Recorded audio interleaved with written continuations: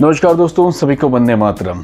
दोस्तों, लगता है कि 2025 बॉलीवुड के लिए कुछ अच्छा नहीं है। कई बिग बजट की मूवी रिलीज हुई है और धड़ाम से नीचे गिर चुकी है। सिकंदर का भी हाल कुछ इस तरीके से रहा है, लेकिन लगता है कि अक्षय कुमार ने अपने करियर के इतिहास की सबसे बड़ी वापसी के लिए ठान ली है, क्योंकि सबसे पहले उनकी movie Kesari the chapter 2 the untold story of Jallianwala Bagh genocides का टीजर लॉन्च हुआ था।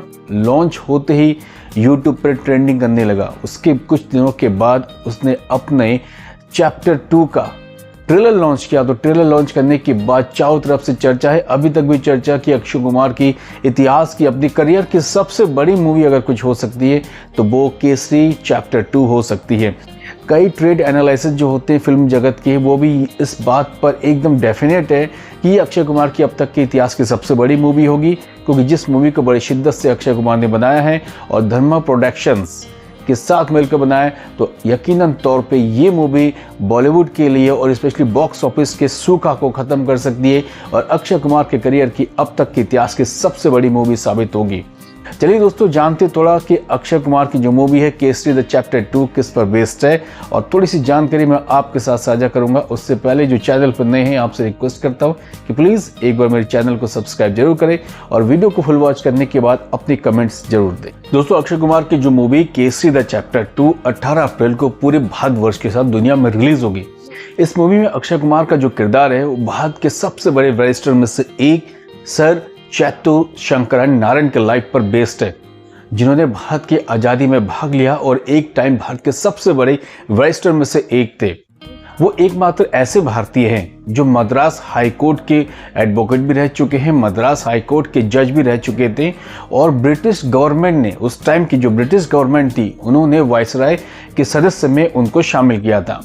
इस मूवी में जो कहानी है वो बहुत इंटरेस्टिंग कहानी है, क्योंकि 1919 में जब जलियांवाला बाग हत्याकांड हुआ तो उसके बाद इसकी चर्चा पूरी दुनिया में थी, क्योंकि ये एकमात्र ऐसा हत्याकांड था जिसमें 25 से लेकर 30,000 लोगों पर गोलियां चलाई गई थी जनरल ओ डायर के आदेश के अनुसार, जिसमें लगभग 2 से 3,000 लोगों की मौत हुई, कई महिलाओं की मौत हुई, कई बच्चों की मौत हुई, और कई लोग उस हत्याकांड में जो बाग था, बाग के अंदर की जो कुएं थी, कुएं के अंदर कूदकर अपनी जान बचाई, तो बहुत सारे लोग कुएं में डूबकर मर भी गए थे।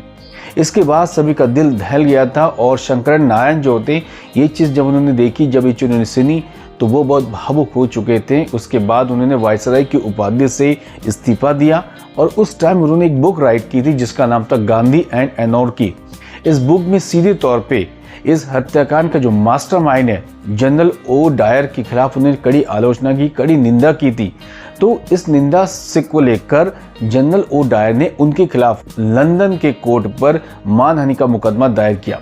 जब मानहानि का मुकदमा दायर हुआ तो इसको लड़ने के लिए शंकर नारायण लंदन गए और लगभग 1.5 महीने तक उन्होंने इसको फाइट किया। इस फाइट में 12 लोगों की ज्यूरी थी, जिनमें से 11 लोग ऑलमोस्ट जनरल ओ डायर के फेवर में थे। सिर्फ एक व्यक्ति थे जो शंकर नारायण के फेवर में थे, बट लास्ट में शंकर नारायण ये केस हार चुके थे और उन पर 500 पाउंड्स का जुर्माना भी उस टाइम लगाया गया था। लेकिन जनरल ओ डायर ने कहा था कि अगर आप मुझसे माफ़ी मांग लेंगे तो मैं आप सारी चीज़ें भूल जाऊंगा, ये सारी चीज़ें वापस ले लूँगा। बट फाइनल में शंकर नारायण माफ़ी नहीं मांगी, बट भले वो केस हार गए लेकिन माफ़ी नहीं मांगी। इस तरीके से शंकर नारायण ने आज़ादी में अपना जो सर्वोच्च बलिदान होता है वो सर्वोच्च बलिदान दिया और अंग्रेज़ों को इस तरीके से कोर्ट में घसीटा जिस पर दुनिया भर की नज़र उस पर थी। तो शायद अक्षय कुमार की जो मूवी होगी वो पूरी इसी स्टोरी पर बेस्ड होगी। जहाँ तक चीज़ें हमने गूगल में स्टडी की है उसी की बेस पर सारी चीज़ मैं दोस्तों आपको एक्सप्लेन कर रहा हूँ। अब देखते हैं कि अक्षय कुमार की मूवी अगर इस पर बेस्ड है तो आई थिंक बड़ी दिलचस्प कहानी होगी, क्योंकि historical court room drama actions हमें इस मूवी में देखने को मिलेगा। और तो और अक्षय कुमार की जो एक्टिंग है वो ट्रेलर से ही क्लियर है कि किस तरह की एक्टिंग है, बेहतरीन एक्टिंग है और हर एक जो लुक है अक्षय कुमार की बहुत ही लाजवाब है। उनके साथ जो है आर माधवन का जो कैरेक्टर है, उनकी जो ट्रेलर में हमने जितनी भी चीज़ें देखी एकदम औसम है, कहानी बहुत इंटरेस्टिंग है और जितने कैरेक्टर इसमें लिए गए हैं सभी के किरदार बहुत ही शानदार हैं।